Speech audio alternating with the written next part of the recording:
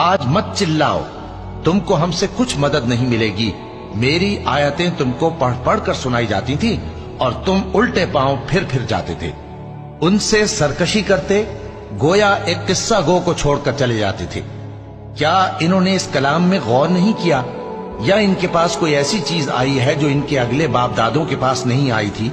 یا یہ اپنے پیغمبر کو جانتے پہچانتے نہیں، اس وجہ سے ان کو نہیں مانتے؟ کیا یہ کہتے ہیں کہ اسے جنون ہے؟